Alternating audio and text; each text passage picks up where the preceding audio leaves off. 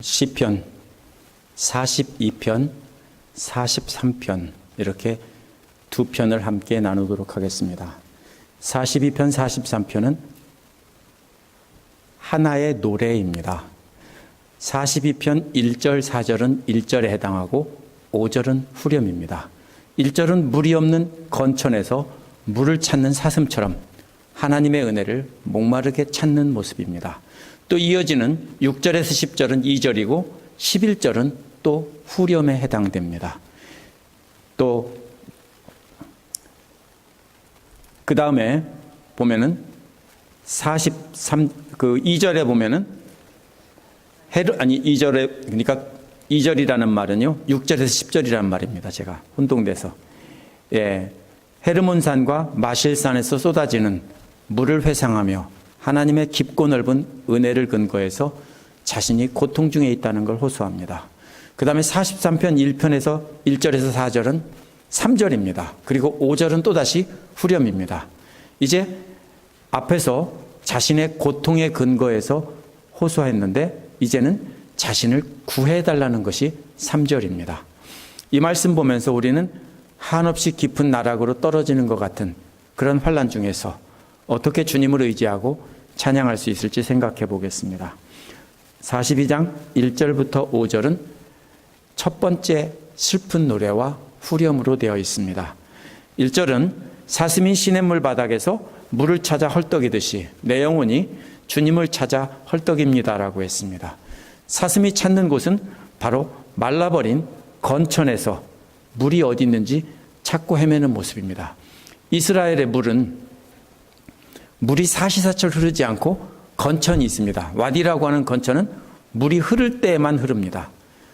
그리고 비가 그치면은 메마른 곳이 되는데 그곳에서 물이 있을까 하고 사슴이 목말라 찾는 것과 같이 시편 기록자는 하나님이 어디 있는지 알 수 없는데 하나님을 목마르게 찾고 있다는 뜻입니다. 2절은 앞부분에서 내 영혼이 하나님 곧 살아계신 하나님을 갈망한다고 했습니다.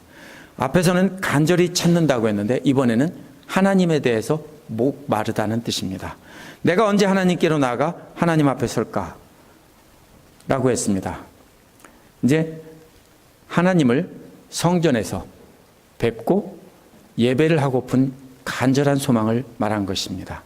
그런데 3절은 시편 기록자가 현재 처해 있는 상황입니다. 사람들은 너의 하나님이 어디 있느냐라고 비웃는다는 것입니다. 날이면 날마다라는 말은 사실 온종일이라는 뜻입니다. 온종일 비웃는다는 것입니다. 질문이 뭐예요? 너의 하나님이 도대체 어디 있느냐라고 조롱하는 겁니다. 대적들만 하나님이 자신과 함께하고 있다고 생각하지 않습니다. 시편 기자도 역시 지금 하나님이 자신과 함께하지 않고 있다라고 생각했습니다. 그래서 시편 기록자가 지금 갈망하는 것은 자신의 영적인 갈증을 해결해 줄 하나님의 생수 같은 은혜입니다.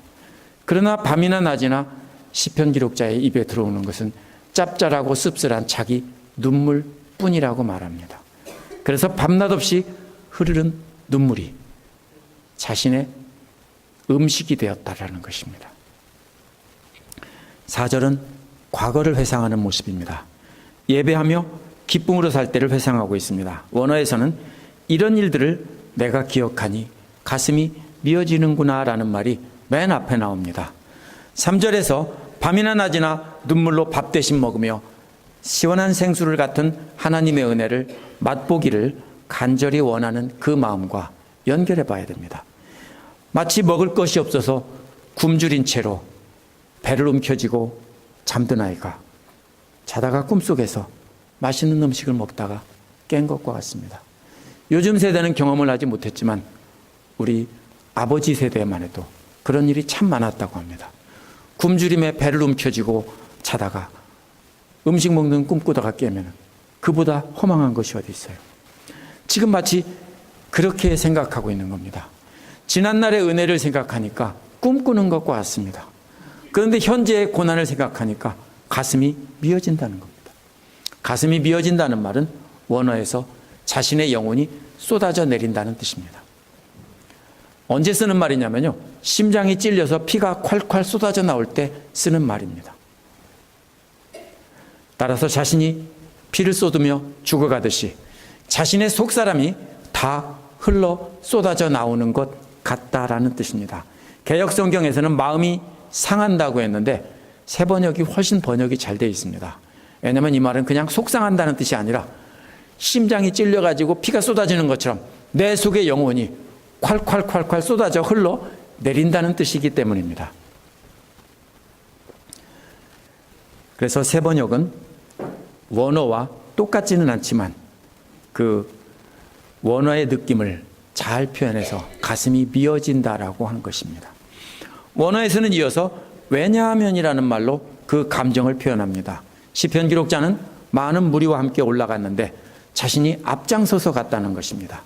수많은 사람을 이끌고 자기가 앞장서서 하나님의 집 안으로 인도했다는 겁니다. 그런데 그냥 올라간 게 아닙니다. 기쁨과 감사의 소리와 함께 올라갔습니다. 수많은 사람들이 기쁨의 함성을 외치면서 축제의 분위기 가운데서 예배드리러 올라간 것입니다.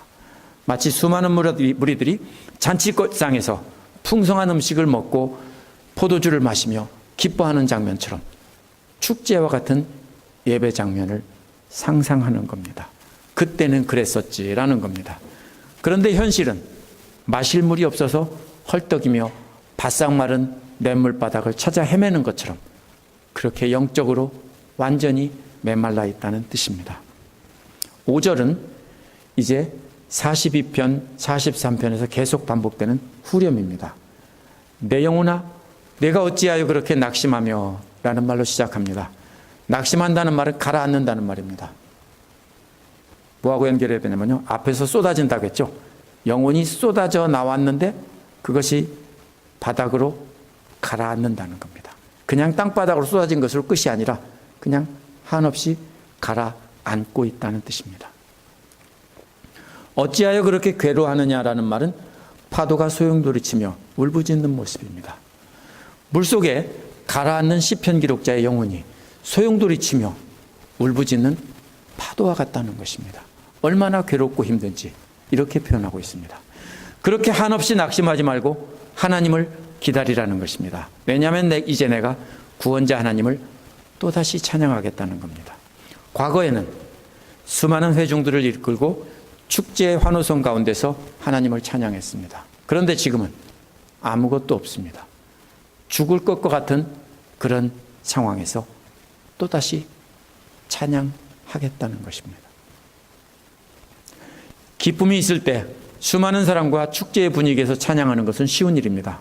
그런데 죽을 것 같은 고통 속에서 더 이상 살고 싶지 않은 살 희망도 없어진 상황에서 또다시 하나님을 찬양하겠다는 것은 이것은 놀라운 믿음이 아니면 불가능한 것입니다. 42편 6절에서 11절은 두 번째 슬픈 노래와 후렴입니다. 6절은 5절의 후렴에 나오는 낙심이라는 말을 이어받아서 말하고 있습니다. 내 영혼이 너무 낙심했다고 했습니다. 5절과 마찬가지로 깊이 빠지고 있다는 뜻입니다. 영혼이 깊이 빠집니다. 자신의 영혼이 쏟아져 나와서 바닷속으로 깊이 빠져 들어가고 있는 그런 느낌입니다. 아무리 시냇바닥을 다 뒤져도 물 한 방울도 보이지 않아서 목이 타들어가는 사슴과 같은데 그렇게 황량한 사막에서 모래바람을 맞으면서 숨을 헐떡이며 물을 찾는 모습입니다. 그러나 실제로 물을 찾는 게 아니라 하나님을 찾는 모습입니다. 그런 상황에서 시편 기록자가 생각하는 장소는 요단 땅과 헤르몬과 마살산 이 세 군데입니다. 요단 땅은 요단강의 상류로 끝까지 올라가면 갈릴리가 있습니다. 그 갈릴리 바다를 요단 땅이라고 요단강의 근원을 말한 겁니다. 그런데 그 갈릴리 호수는 어디서 온 거냐면요, 바로 그 위에 헬몬산에서 온 것입니다. 그래서 그 다음에는 헤르몬이라고 한 겁니다. 헬몬산은 이스라엘 북쪽에 위치한 백두산보다 높은 산입니다. 거의 1년 내내 눈이 덮여 있는 그런 산입니다. 이 산 아래에는 지리산 뱀사골과 같은 맑은 물이 사계절 흐릅니다. 이게 왜 놀라우냐면요, 비가 안 오는 사막 지방에서 1년 내 사계절 물이 흐른다는 것은 사실 그 사람들에게는 기적과도 같은 것입니다. 제가 신학교에 다닐 때 2008년도인가요? 학교에서 단체로 이스라엘에 갔습니다. 그때 이스라엘 여자 가이드가 그 계곡에는 사철 물이 끊이지 않고 흐른다고 자랑을 했습니다. 근데 제가 보니까 가소롭지도 않아요. 왜냐하면 우리나라 지리산에 가면요, 그런 계곡물이, 그보다 더 많은 물이 흐르는 계곡이 얼마나 많아요? 한 30개도 넘어요, 제가 알기로는. 지리산 한 바퀴 뺑 돌아서. 사철 끊이지 않아요. 근데 우리나라는 계속 비가 오기 때문에 그런 것인데, 비가 안 오는 이스라엘에서 그 헬몬산에서 흘러내리는 물이 그렇게 흐르니까, 그래서 갈릴리 지방에는 사막이 아니고 푸르릅니다. 그때 나도 한마디 하려다가 우리나라는 이런 산이 30개도, 이런 골짜기가 산 한 군데에 30개도 넘는다 하려다가 참았습니다. 근데 미살산은 어딘지 모릅니다. 마살산은. 논리적인 순서를 생각하면 그렇습니다. 요단강의 상류 갈릴리와 그 물이 흘러오는 헬몬산과, 그러면 미살산은 그 위에 북쪽에 어디쯤 있는 산일지도 모른다라는 것입니다. 중요한 것은 어디냐가 중요한 게 아닙니다. 무슨 소리예요? 사철 물이 마르지 않고 항상 물이 있는 곳을 갔던 경험을 상상하는 겁니다. 지금 현재는 어디 있어요? 메마른 사막의 골짜기가 됐어요. 왜냐하면 물이 그렇게 넘쳐 흐르던 계곡이 물이 하나도 없어서 그냥 마른 골짜기를 헤매는 것과 같은 그런 영적 상태에서 과거에 1년 내내 물이 흐르던 맑은 계곡이 있는 숲속에 있던 그때를 생각하는 것입니다. 세 군데가 어디인지 밝히는 것보다 더 중요한 것은 세 지명이 의미하는 것이 무엇인지 생각해야 됩니다.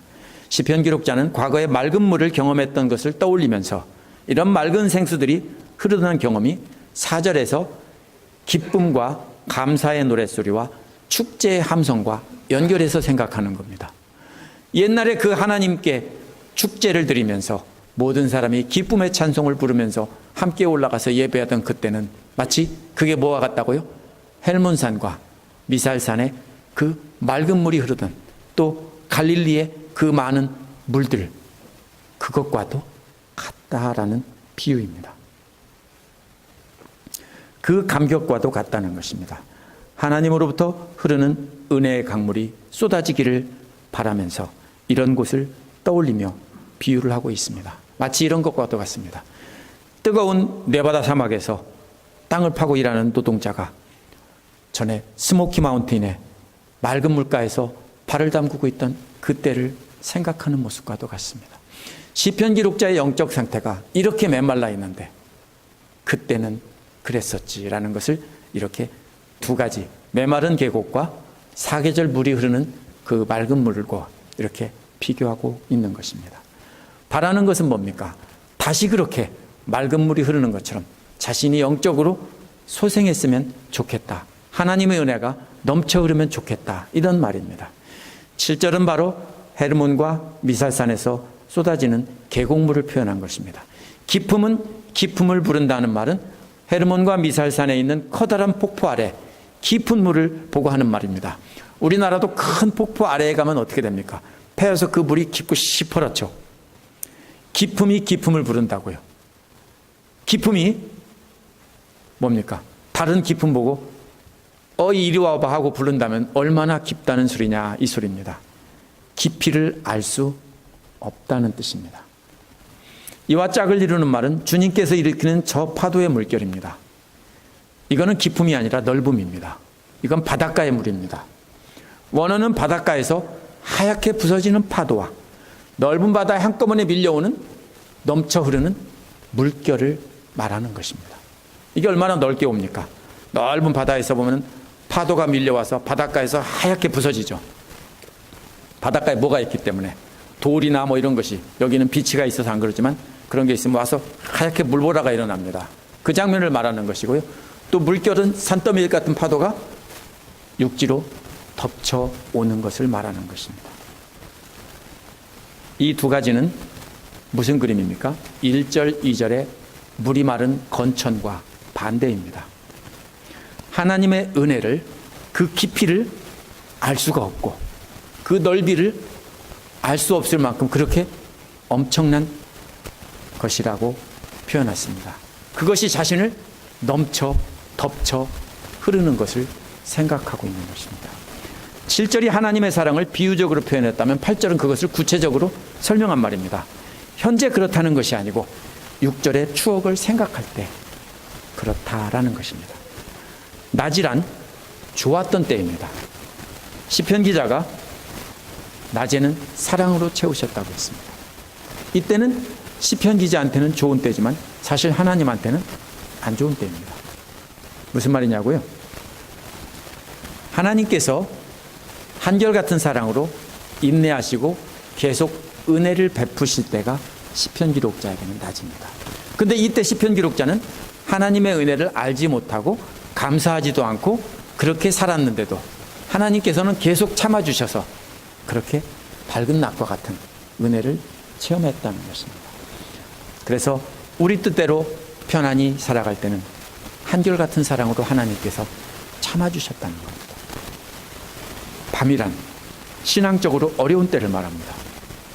그런 때는 하나님의 노래가 시편 기록자와 함께 있으면서 위로해 주셨다는 겁니다. 언제 그랬다는 겁니까?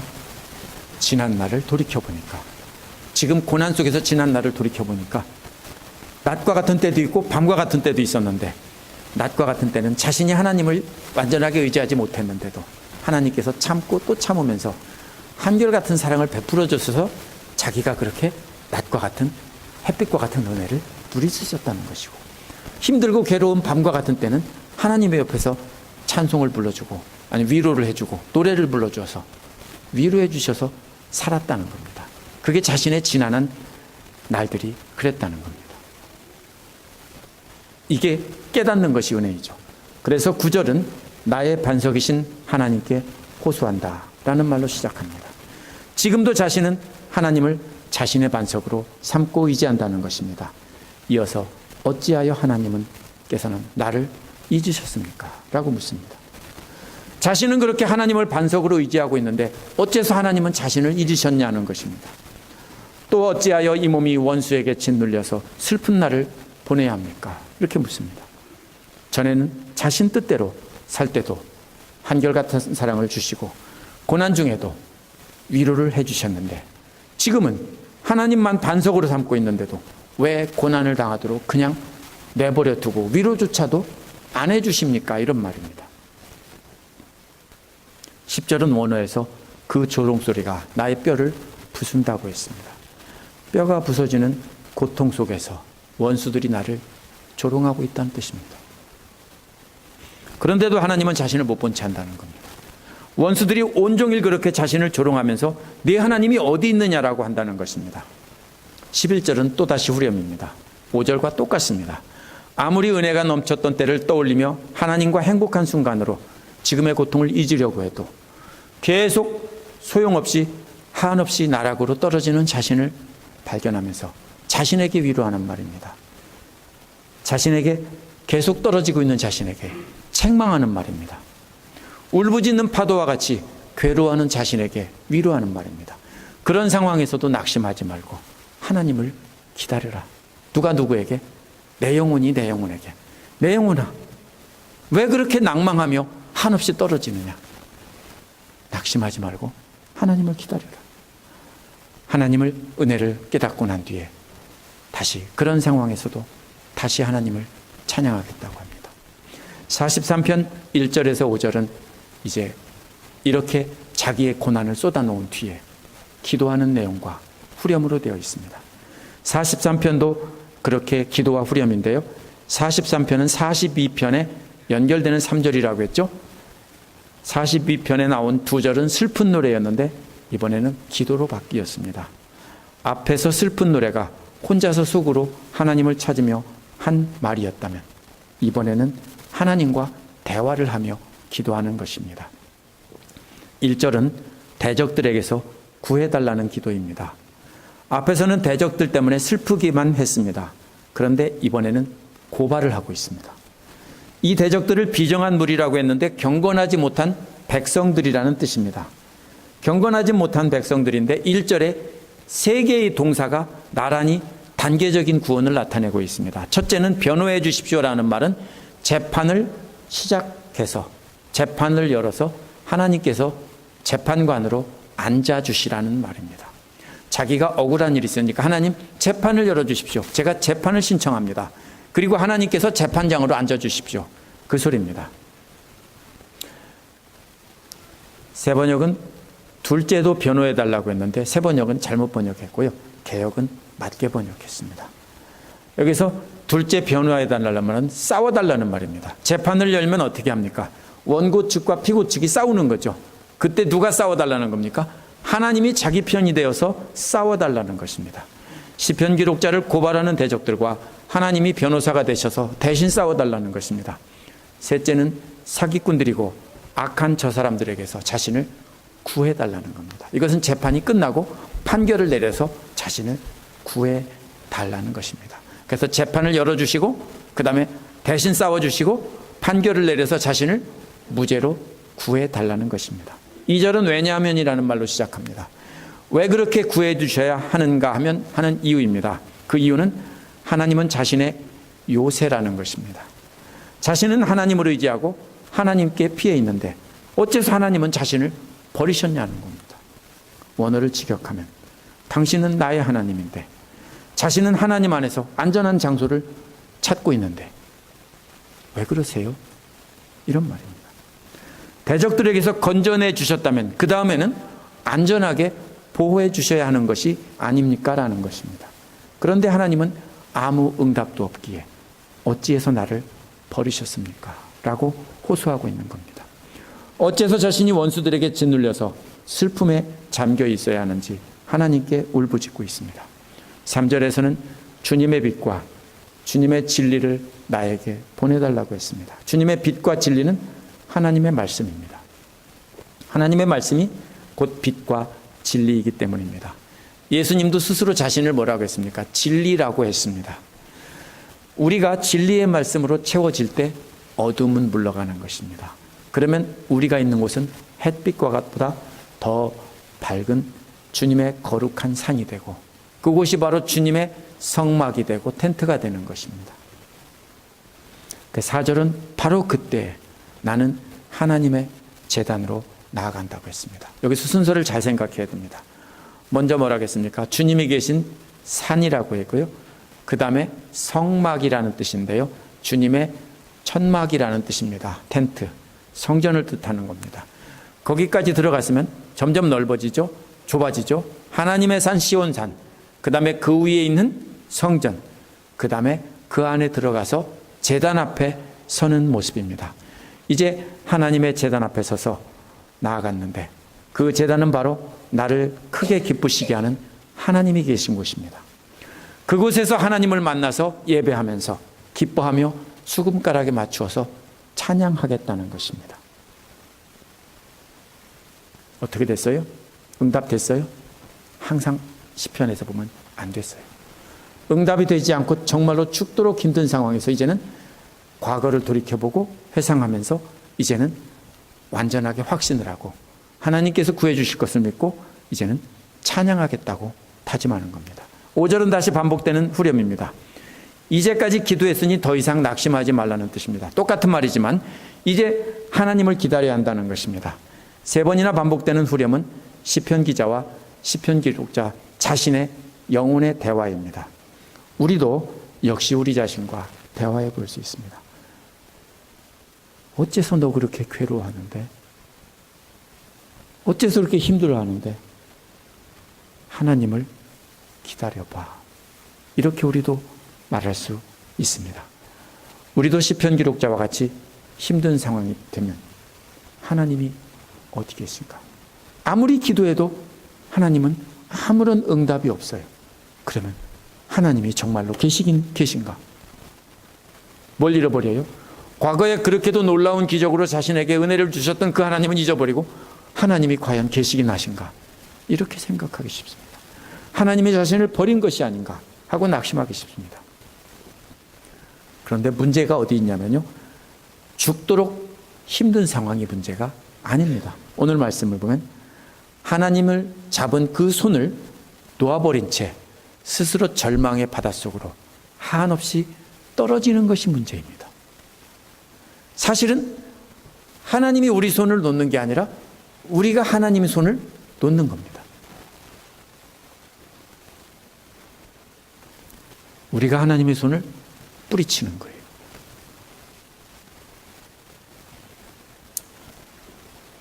어떻게 잡죠? 우리가 이렇게 잡으면은 그냥 빠지고 놓치죠. 근데 이렇게 잡았다고 하면은 내가 놓쳐도 상대가 붙잡을 수 있죠. 하나님께서도 붙잡고 있는데 그 손을 내가 뿌리치면서 놓고는 한없이 떨어지는 겁니다. 그렇지 않아요? 정말로 힘들 때 생각해 보세요. 제 아내도 지난 1년 정말로 힘든 때를 지났어요. 그렇게 힘든 때가 우리 집사님들에게도 다 있습니다. 그런 때 어떻게 하셨어요? 한없이 절망하면서, 낭망하면서, 실망하면서 하나님이 어디 계신지, 왜 응답 안 해주시는지 그렇게 하지 않으셨어요? 문제는요, 우리의 그 문제가 아니라 우리가 하나님을 붙잡지 않고 실망하고 있는 것, 그거 자체가 문제입니다. 아무리 파도가 몰아쳐도 우리는 하나님께 붙어 있을 수 있습니다. 하나님께서 붙잡고 계시기 때문입니다. 우리가 힘들 때 하나님을 붙잡고 놓지 않을 수 있는 것은 우리에게 베풀어 주신 과거의 은혜를 돌이켜보고 감사할 때입니다. 우리가 지금까지 지나온 것을 돌아보면 순간순간 하나님께서 함께 하시지 않은 때가 없다는 것을 알 수 있습니다. 그렇게 힘든 상황에서 지난 아픔을 돌아보면 그때마다 하나님께서 최선의 길로 인도해 주셨구나, 그걸 알 수 있습니다. 작년에 제 아내가 수술이 안 돼서 6개월 동안 기다리면서 애를 태우고 있을 때도 지나고 보니까 그것이 하나님의 축복이고 은혜였습니다. 이거는 한 예이고요. 우리 집사님들도 모두 돌아보면 모두 그렇습니다. 지나간 과거를 돌아보면 전부 다 하나님께서 내가 생각할 때는 왜 빨리 응답이 안 되냐고 했는데 지나고 보면 그것이 하나님의 은혜라고 고백할 수 있습니다. 우리가 그것을 깨닫고 돌아본다면 항상 감사하며 기다릴 수 있는 것입니다. 그러나 지난 날을 회상하는 것으로만 절망 속에서 하나님을 찬양할 수는 없습니다. 마치 뭐와 같습니까? 그는 밥 먹는 꿈꾸다 깬 거와 똑같습니다. 그 꿈에서 깨면은 또다시 배고파요. 우리는 헬몬산, 미살산 폭포 아래서 깊은 물보다 더 깊은 하나님의 은혜를 알아야 되고, 넓은 바다에서 부서지는 그 파도와 밀려오는 파도보다 더 엄청난 하나님의 은혜를 알아야 됩니다. 그 넓고도 깊은 하나님의 은혜가 바로 뭐냐면은 하나님의 말씀 속에 담겨 있다고 했습니다. 그래서 시편 기록자는 말씀을 보내달라고 했지 자신의 문제를 해결해 달라고 하지 않았습니다. 바로 그 넓은 은혜, 깊은 은혜는 말씀입니다. 하나님의 말씀으로 의지할 때 우리는 절망적인 상황에서 낙심하지 않고 하나님만 바라며 찬양할 수 있는 것입니다. 고난을 겪지 않는다면 어떻게 됩니까? 우리가 하나님을 지식으로 받아들일 수 있습니다. 성경 공부 열심히 하면 아 그렇구나, 다른 사람이 은혜 받았대 하면 아 그렇구나, 나도 그렇게 살아야지, 그러고 끝납니다. 고난을 겪고 하나님의 은혜를 체험하더라도요, 말씀이 없으면 감정적으로 믿습니다. 그런 분들이 뭐라고 하는지 아세요? 언제 내가 하나님의 음성을 듣고 하나님을 만났고 신비한 체험은 이야기하는데 성경 말씀이 없으니 엉뚱한 소리들을 하고 정말로 진짜로 이상한 간증들을 하는 분들을 유튜브나 이런 데서 얼마든지 볼 수 있습니다. 왜요? 뭐가 없기 때문에 그래요? 말씀이 없기 때문에 그래요. 고난만 있고 말씀이 없으면요 아무것도 아니에요. 기적을 체험해도 말씀이 없으면 아무것도 아니에요. 그래서 그렇게 힘들 때 우리 감정의 호소에서 이단들이 유혹하면 홀랑 넘어갈 수밖에 없습니다. 그거는 믿음이라고 할 수 없습니다. 따라서 우리에게 주시는 고난은 하나님의 말씀을 깊이 깨닫게 하는 훈련소이고 헬스클럽 같은 것입니다. 혹시 그런 분 있어요? 헬스클럽에 가서 이렇게 하면 돼 말로 배웠어요. 그리고 알았어요. 집에 가는 분 있어요? 그거 아니에요. 제가 집사님 기타나 드럼 가르쳐 드릴 수 있어요. 근데 문제는 뭔지 아세요? 제가 가르쳐 주는 시간은 3분이 내서 5분이면 끝나요. 나머지는 뭐예요? 집에 가서 죽도록 연습하는 거예요. 연습하는 사람은 살아남을 거고 연습 안 하는 사람은 아무것도 안 돼요. 뭐예요? 하나님 말씀 일주일에 한 번씩 듣고 머릿속으로만 받아들여서 뭐 해요? 아무 쓸모 없어요. 뭐가 있어요? 고난을 이겨내면서 그 말씀을 가지고 훈련을 해야 돼요. 그래서 고난 중에 말씀 붙잡고 나갈 때 우리는 하나님의 깊고도 넓은 그 사랑과 은혜를 체험할 수 있습니다. 생명의 말씀을 붙잡고 나갈 때 우리는 고난 중에서도 하나님의 사랑을 확신하며 찬양할 수 있는 것입니다. 함께 기도하시죠.